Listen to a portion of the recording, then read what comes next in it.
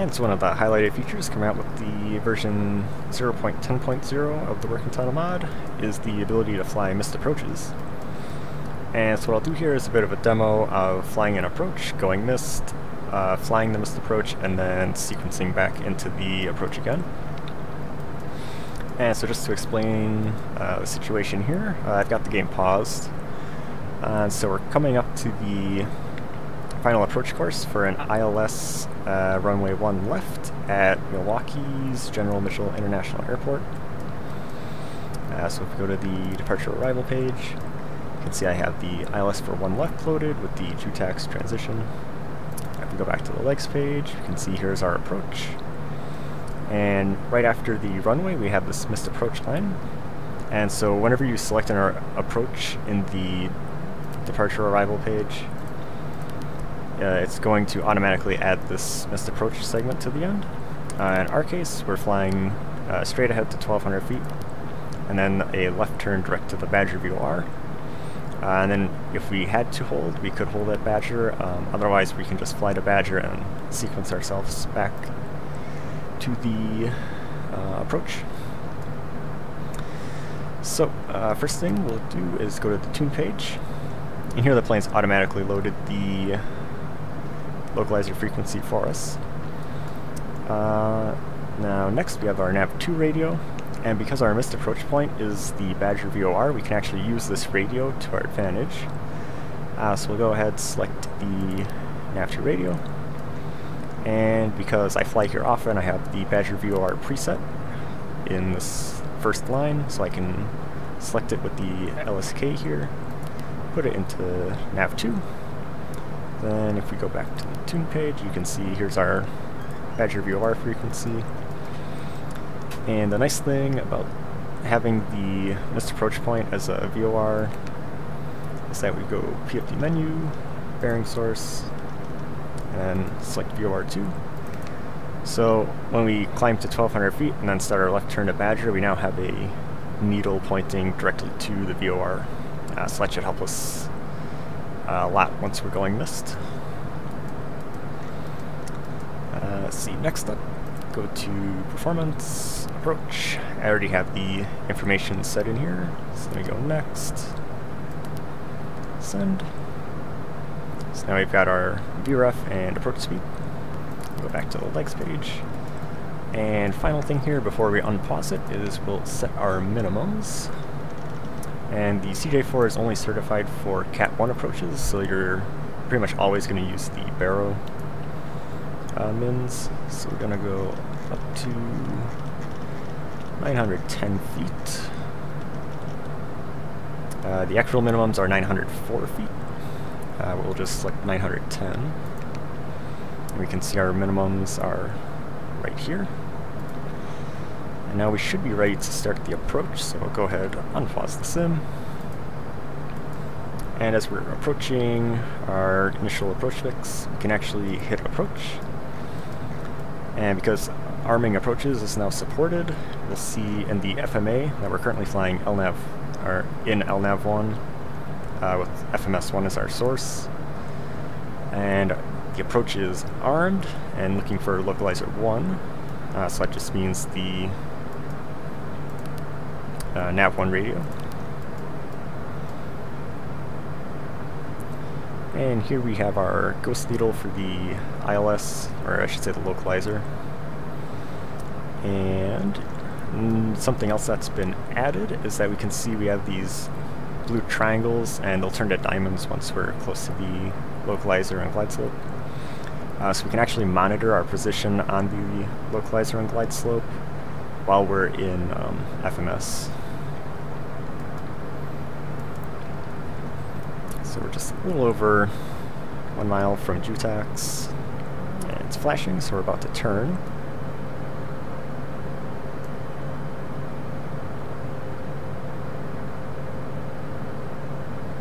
And once our ghost needle here starts to move, like there it goes, the plane will now automatically switch the nav source to the ILS, and we'll put the FMS back in the preset down here. Okay, the plane's capturing the glide slope. We'll go ahead and drop flaps to 15 degrees, and we'll drop the gear. And because the plane has now captured the glide slope, we can set our altitude pre-selector to the missed approach altitude of 2,900 feet. Additionally, we will sync our heading bug. And we can also turn on the pulse lights. This is optional. You can also just leave the landing lights on.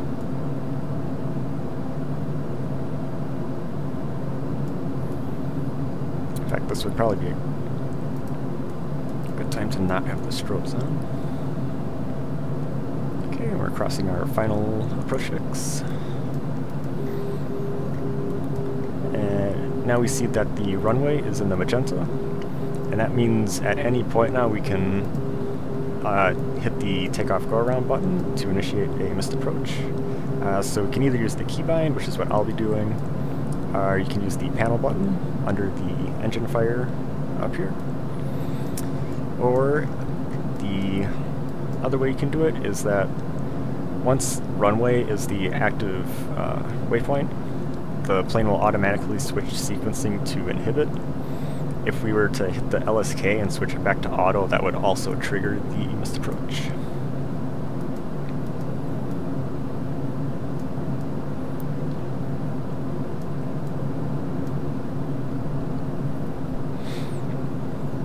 So I'll just let the plane fly itself down to about 1,000 feet, and then I'll take manual control. Go ahead and drop the flaps 35 degrees.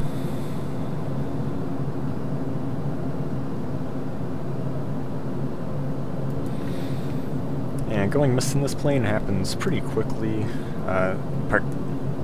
in part because this thing climbs so fast, so I'll do my best to narrate through it. Okay, we're about 1,000 feet, so I'll take manual control here, turn the yaw damper off.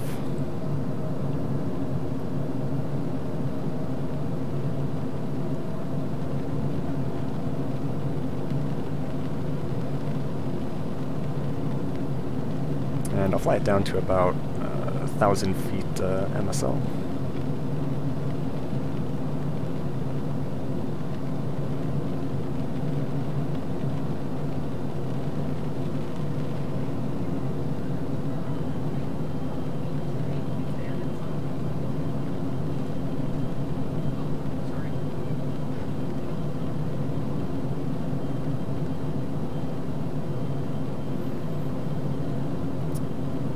There's 1,200 feet.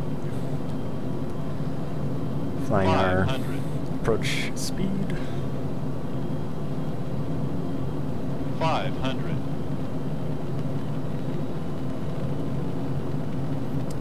About 100 feet to go before I go missed. You can see our minimums showing up on the altitude table. It's the blue triangle.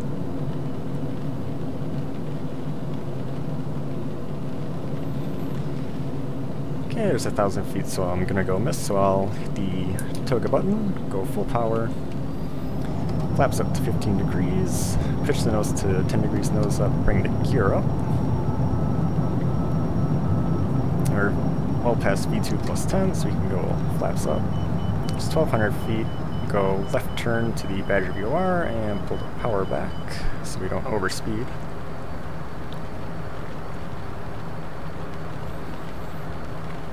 And here's where the bearing pointer comes in.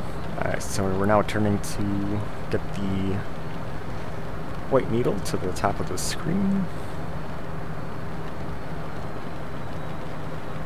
There we go. Keep bringing the power back. Bring the plane out of go around. Okay, I'm gonna sync the heading here.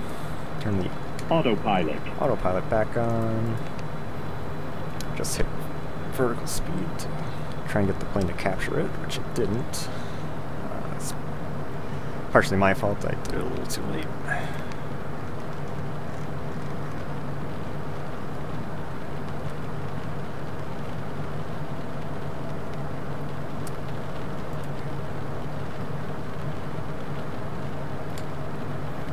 I'll just take manual control.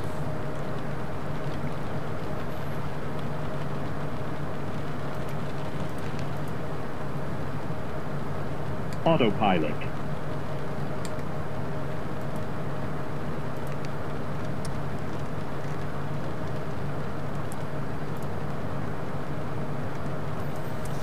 Okay.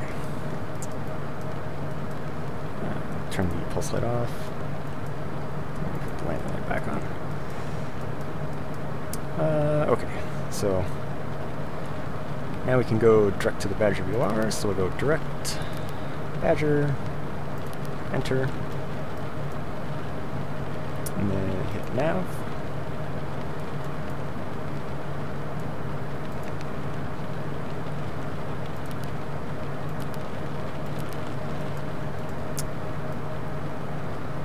Accidentally had the plane still in the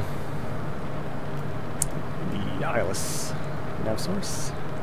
So minus me being very clumsy with the autopilot there, that's roughly how you're gonna be doing on this approach.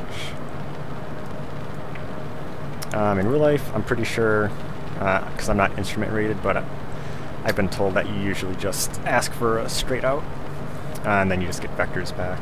You don't usually fly the actual published missed approach that often. But since I'm not using ATC or anything, I just fly the missed approach that is published on the charts. So I will speed this up, come back once we're just about at the Badger VR.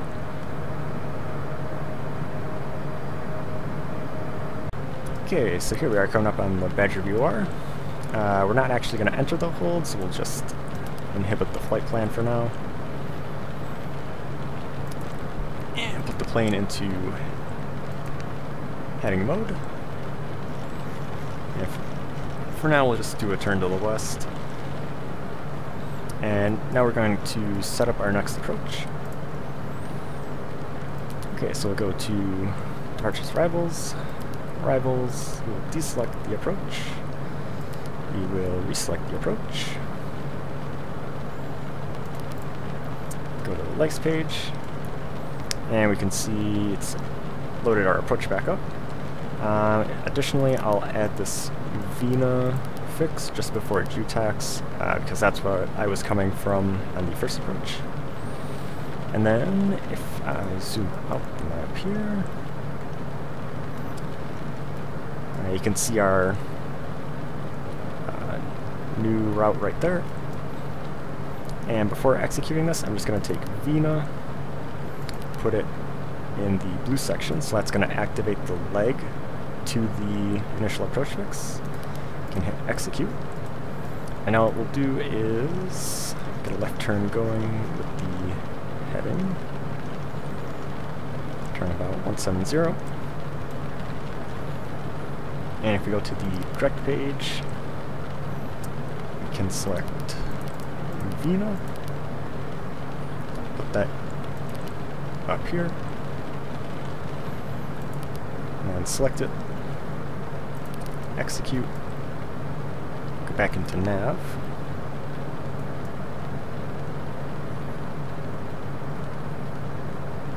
and from here we're just going to fly up to VINA and just start the approach all over again.